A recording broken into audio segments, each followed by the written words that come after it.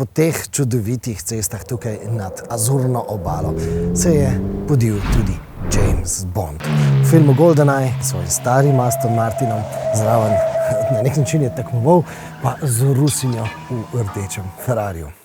Ampak mogoče se bo to slišalo preveč pompozno, ampak resnično menim, da sta tako Rusinja kot pa James Bond uporabljala napačna avtomobila. Namreč tale Audi A5 je v bistvu bistveno bolj primeren avto za tale okoliš. Predlagam, da spustimo špico, potem pa vam povem, zakaj.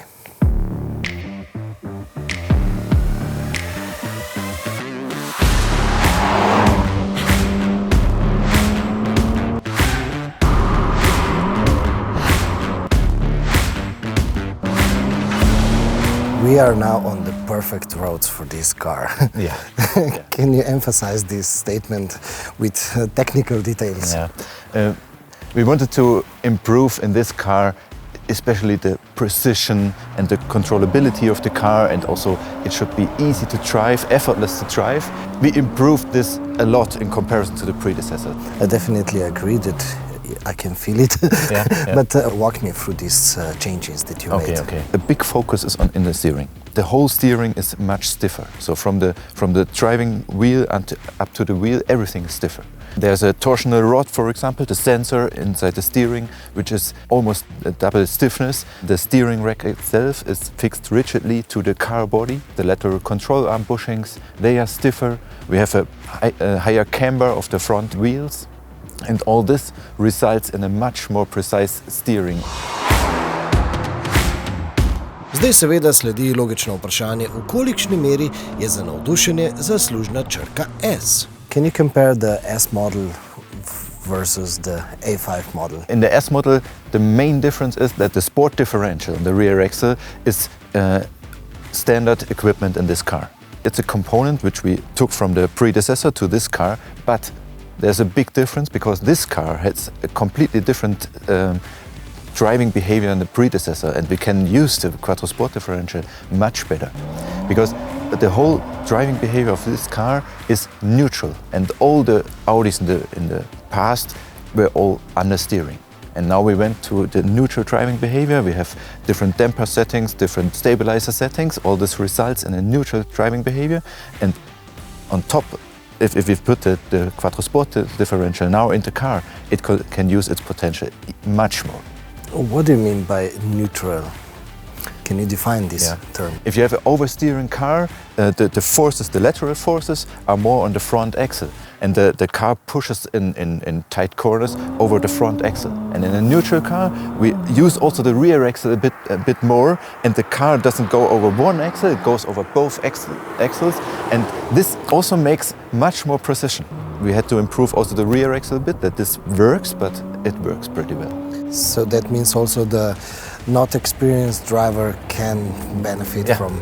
This is something very important because especially with the S model, you can do things maybe you couldn't do in the past, but you can, if you want, you can drive oversteering.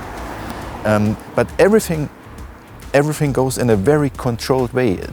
This yaw movement, the turning around the vertical axis, goes very, very slow and soft. And if it's too much for you, you can stop it, and it's very safe. So this is very controlled. The car will go easily back.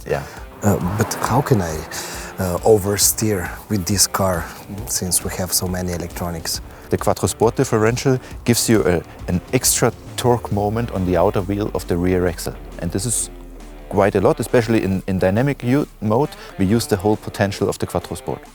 And if you really want to go oversteering, you also press the ESC button, you go to ESC Sport, and then you have more freedom in the ESC, and then you can go oversteering, because with the turning of the wheel already there's a torque moment on the outer wheel of the rear axle, and then it turns you into the corner, and the ESC gives you the freedom that the car goes into oversteering. It's a lot of fun.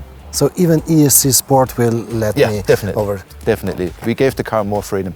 But can we switch it off completely? You can switch it off, but it's not necessary, believe me. The ESC Sport mode is very well tuned.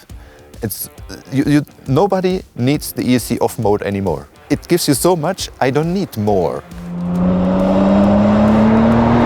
The brake torque vectoring actually is also a torque vectoring system, like also the Quattro Sport, just it breaks the inner wheel in corners and it guides you through the corners.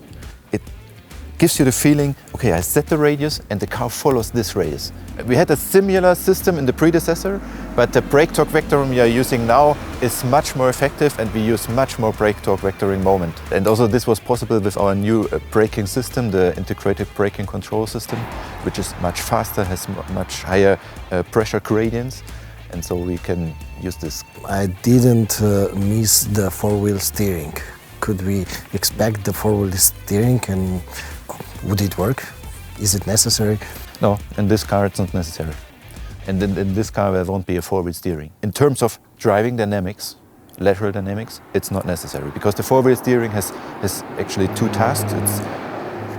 The turning radius is smaller, sure, this is for the customers also very important, but also concerning driving dynamics, we're using the four-wheel steering a lot for stabilizing the car in bigger cars and, for example, also cars which are very heavy in the back. But in this car, we can reach our targets without the four-wheel steering. Potrjujem, na teh perfektnih gorskih ovinkih se novi S5 pelje izjemno. Pravzaprav se sploh ne spomnim, da bi že kdajkoli doslej vozil kak bolj ubogljiv avtomobil. Avto gre točno tja, kamor želiš in to brez obotavljanja, pa tudi brez pritoževanja. Za volanom so se mi besede inženirja Petra Knauerja iz ovinka v ovinek bolj potrvale, kot bi se peljal po tračnicah ali pa, da bo bolj v stilu pokrivnih kadrov, kot bi pilotiral lovsko letalo. Žal bo seveda v mnogih primerih denarnica ukazala izbiro modela A5, ampak zdi se, da bi se razum morda celo strinjal, da S5 niti ni preveč čustvena izbira, kajti dinamika je samo ekstra bonus. Pri običajni umirjeni vožnji je namreč S5 popolnoma miren, prijazen in celo varčen avtomobil. Konji namreč samo potrpežljivo čakajo v pripravljenosti. Tudi zato, ker je tudi ta športni S5 hibrid. If you can compare the mild hybrid technology today and in previous generations? Yeah, in the previous generations, we only used the mild hybrid to reduce fuel consumption. Now, Plus, in the MEGV Plus, is the new powertrain generator, and that electric motor allows us the electrical driving parts. Let's talk about the 5 different scenarios. Where can we use this mild hybrid technology? When you're driving in the urban traffic, the car is coasting, the combustion engine is switched off and decoupled.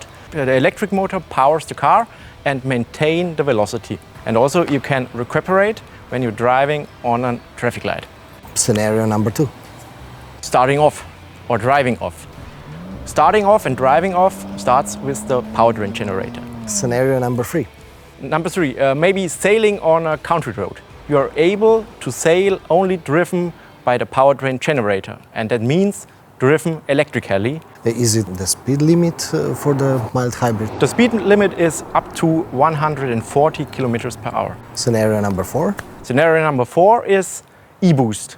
With the e-boost, the powertrain generator is added to the combustion engine, and so you have more power up to 18 kilowatts. And we have how many for the recuperation? 25 kilowatts for recuperation. And scenario number 5? Parking and maneuvering. A little bit boring, but it's also possible to do this electrically, very gently, very smoothly, and without much sound, very quiet. So I can, in the middle of the night, come home and my wife will not hear me. Will not hear. Even when you drive an S model, nobody will hear you. And the mild hybrid technology is the same in S model, in TDI and the TFSI? It's always the same, no matter what model, no matter if it's a front-wheel drive or a quadro-ultra drive. V vseh primerih pa dobimo tudi enako kupejevsko športno obliko, ki ne pobira davka. To je Audi A5 limuzina, ampak seveda limuzina pri Audiju po novem pomeni sportback.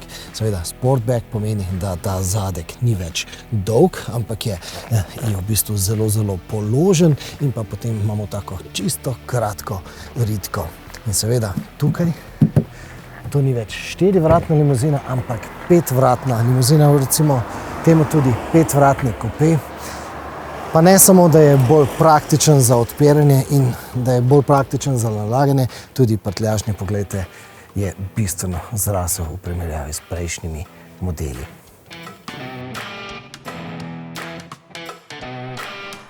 Pri premijskih limuzinah tega razreda je vedno nekako veljalo, da to niso pravi družinski avtomobili, ki bi imeli tukaj zadaj dovolj prostora.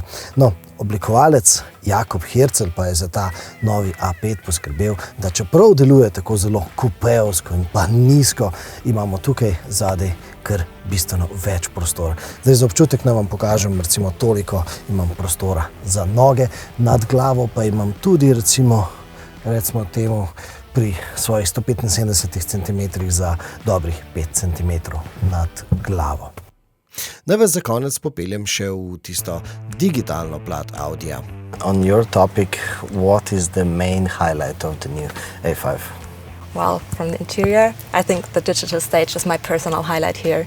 With the whole new display concept, it's just amazing. You can see it right in front of me with the curved design, the MMI panoramic display. It's just a beauty. But let's talk about the functionalities. Why is this beauty so functional? So you have access to all most important information you need. So you can have your fast access bar, you have your favorite icons right here, and you also have access to your personal ecosystem. For example, if you want to listen to Spotify and something like that, you have the App Store all in here as well. So the shortcuts are... So we have the shortcuts for everything? Yes. So you have all the different applications you want to use, and if you want to edit the shortcuts, you can just drop and drag it into the shortcut list here. How many shortcuts can I have here? You have like 6 here. Okay. But also if you have like the other dashboard sides, you can just adjust them to what your preferences are. You can have the watch, you can have the media player here as well if you... So these are the shortcuts and these are the widgets? These are widgets, and you have the dashboard, different dashboard sides that are available here. What about the Audi Assistant? Oh, that's a great question. I love the Audi Assistant because it access to so many new functionalities now. So we even created our own dashboard for our Audi Assistant. So you can ask like different things about the weather, about some knowledge from the internet, because we are connected to ChatGPT as well. And of course you can operate up to 800 functionalities with the Audi Assistant inside the car. Okay, give me an example. Hey Audi, open the window a crack. You can also see here in the display that he understood what I said. And he knows where I'm sitting, so he will open my window, not yours. How many microphones are... He can decide if it's my position or your position that I'm sitting on. Okay, so my kids in the backs cannot. Not yet. Not yet. No, so it can decide on these positions, and for example there are some functionalities only I am allowed to control. For example, drive select. So if you want to change the drive select while I'm driving, you're not allowed. So if I say, hey Audi, I would like a more sporty drive, that's something only I can do. The assistant also has some new functionalities. It's not only voice control, but also, for example, it can do recurring tasks for you. So let's say it's cold outside, and I always switch on the seat heating when it's cold. After a couple of times, he will recognize this pattern, and he will ask if you should do it for me in the future. What the Audi Assistant also can do is like if you have seat heating inside the car and you don't use it. So he will know maybe it's a good idea for you to use it in this particular situation, and he will also give you a proactive suggestion if you want to try it out maybe. That could be very helpful. Yes, seat massage. Many people don't use it even though they have it, and that's a shame. Tell me about this screen here on the right. Why do I need this screen? So right here we have the MMI front passenger display, and the front passenger display allows you to, for example, watch YouTube or play games while I'm driving. And with the shutter technology, I can't see the movie or the video that you're watching, because that would be visually distracting for me while driving. But now that we're standing, I can watch it with you on your screen as well. Okay. So you have access to YouTube, Spotify, or something like that. So we can, for example, watch Audi A6 Sportback story. Yeah. It's always a nice car to watch. And optional, we also have speakers in the headrest speakers. 2 on my side, 2 on your side. And this creates a whole new surround feeling when we listen to music. But also you can get the navigation commands on the side as well. And you can also just get the navigation commands on my side, so it's not distracting for you. Yeah. That's a very nice idea. To not disturb all the Yes, passengers exactly. with- And I'm driving, so I'm the only one who really have to know where to go, I guess. Yeah, I agree. You already have your phone here right now, so we have an improved charging functionality. We have 15 watt, so it's charging even faster. And it's also cooling? It's also cooling, so it's not overheating that easily. I think a huge improvement. No, ekstra zaslon za sovoznika je zagotovo ena najmanj pomembnih reči v tem avtomobilu. Vozne lastnosti so tista glavna prednost. Kar pa sem se naučil od Audijevih inženirjev je, da je vozniški značaj vseh Audijev bolj ali manj enak. Lepot do njih je različna. Tudi zato je vozniško dinamičen avtomobil celo visoki električni SUV Q6 e-tron. Tega smo vozili po ovinkih Baskije. Prevoščite si ga za vaš naslednji klik.